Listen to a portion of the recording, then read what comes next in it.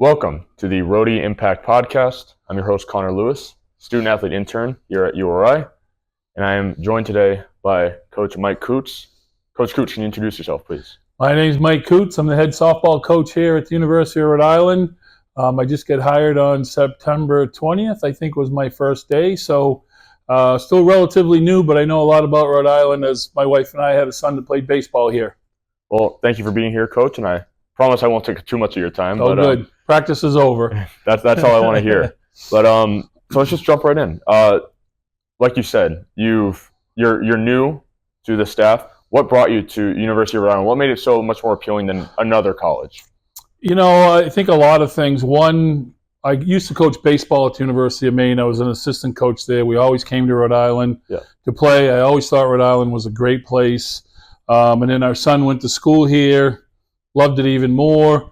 And then my wife took a job at UMass Lowell in August, and I was out in Colorado, and I was going to stay out in Colorado, and then this job opened up, so obviously I wanted to live with my wife, and all our family is on the East Coast back here, so it just made sense, and Rhode Island's a great place. The staff, the administration, everybody's been awesome. Absolutely.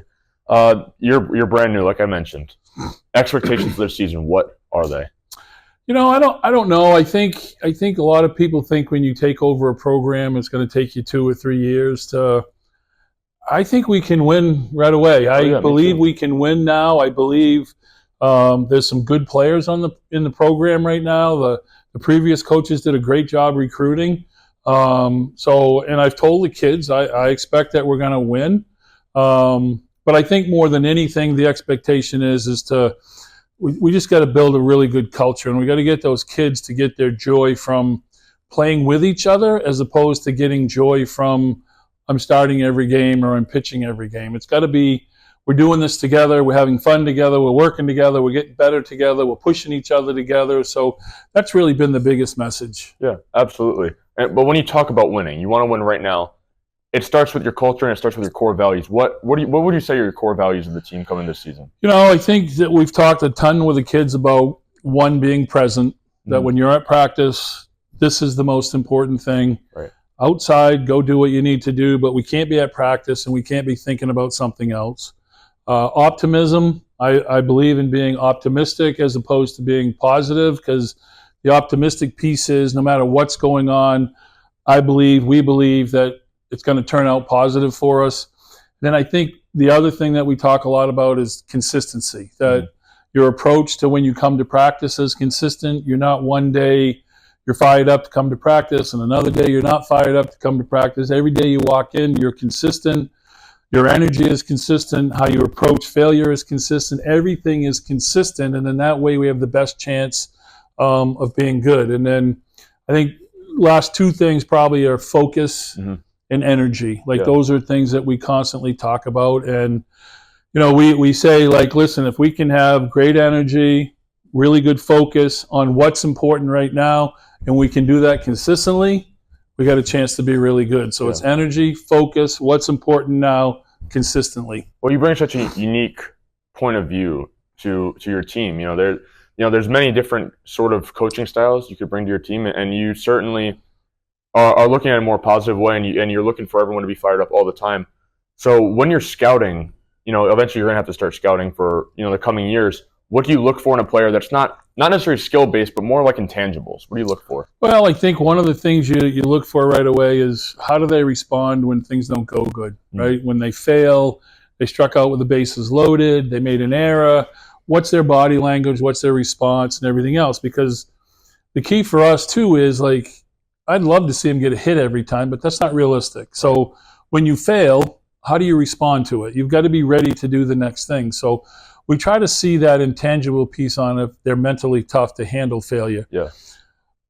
Look at them to see how they interact with their parents, right? You go to some games and everything, and Mom, go get me a Gatorade. Mom, go get my glove. Mom, carry my bag. And I don't want that. You know what? You need to take care of yourself. You get your own Gatorade. You get your own bag, you carry your own stuff, you treat people with respect, and then you see how they are with their teammates. I mean, those are all things that are important when you're watching kids. And I mean, we've already started recruiting. I mean, we've got a couple of kids for our 26 class already, and so forth. And they're just good kids. They're going to fit into our culture the way we need them to fit into our culture and so forth. And, yes, the ultimate goal is to win, but we got to do a whole bunch of stuff right before we get the winning in place. So it's not winning is number one all the time. No, it's let's go to practice, let's work hard, let's be good people, let's have a good attitude, let's approach things the right way. So if we can get all that stuff in line, we're going to have a better chance to win. But if we just focus on winning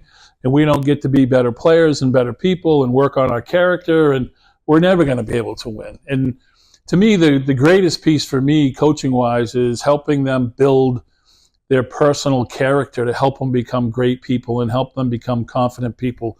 So when they graduate, they can go out into the world and live a positive life and an energetic life that they want. Yeah, absolutely. And I think that's a big piece of what's going on today. The college world is constantly changing. So I'm sure you can attest to that. So on that topic, transfer portal, NIL, these are things that are kind of buzzwords in the college sports realm. What do they mean to you? How have you been impacted by them in the past couple of years? Well, I don't necessarily agree with. I think the kids should get paid something. Transfer portal is what it is. Like, I don't agree with it, but it's the way so I have to be able to transition and learn to coach in this environment. So, I mean, obviously you'd love your kids to all come here and stay here, but like, I'm not going to keep a kid here if they're not happy here. If they want to transfer and they come in and we have good open conversation about why, I'll help them transfer. I mean, I'm not going to say you need to stay here and take things personally. Maybe I haven't done a good enough job with them, communicating with them or whatever, and that's why they want to leave. So I'd never say you can't do that. Obviously, I hope that none of our kids want to leave, but that's not the world that we live in now. And I don't want kids to be unhappy. The NIL thing, it just seems like right now it's football, basketball in the big schools. Like, I'm not going to ever be able to offer a softball player $30,000 to play softball here. I mean, I can't do that. So, early on in the recruiting process, you open up conversations about NIL and what kids are looking for and what they want and so forth. And, if they're looking for $30,000, it's just, you don't come here, go someplace else. And, I was talking to our men's soccer coach, and he said, some of the schools in our conference are paying $30,000 for soccer players, and I think he mentioned Indiana is paying $50,000. Like, we can't do that here. Yeah. So this is our world. Like, you know what, girls, when we're recruiting them, this is our world. This is what we're trying to do. This is what we're trying to develop. This is how the University of Rhode Island can help you grow. This is how softball can add to that. You choose if you want to come. And I've always believed that, if you decide you don't want to come, I'll just go to the next one. I don't think one person, although we want the ones that we recruit, of course, I'm just going to go to the next one. There's always somebody else. Have players responded well to that, though? Like, when you tell them that, is it like a mixed bag? What are their reaction like? In terms of what? When you tell them, like, we can't give you $30,000 a year, you just have to move on to the next school. Even if they were interested, how do they react to that? They haven't really so far. It hasn't been brought up yet. Okay. I mean, we have a quick conversation about that, and I say, listen, the NIL's out there. I don't know how much you know about it. Yeah. But it's not going to happen here. Yeah. Just because we can't do it. And the other thing, obviously, that affects things is if schools are opting into the house settlement or opting out of the house settlement. I think we're opting in as a school, so there's going to be roster limits.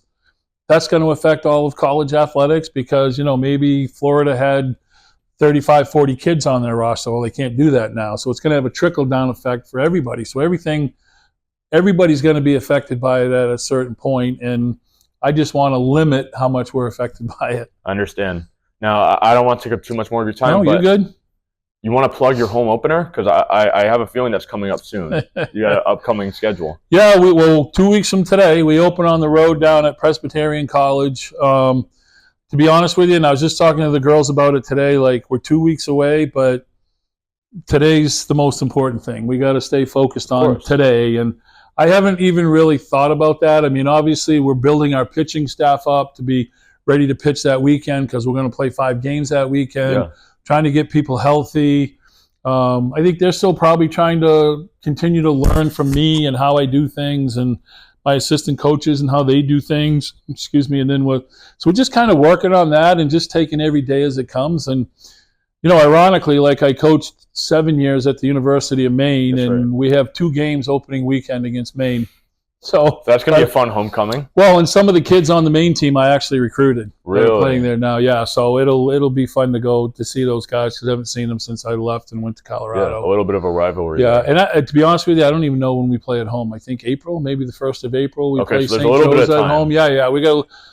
We've got. I think we only have 10 home games this year. Really? We have 43 games on the road. Wow.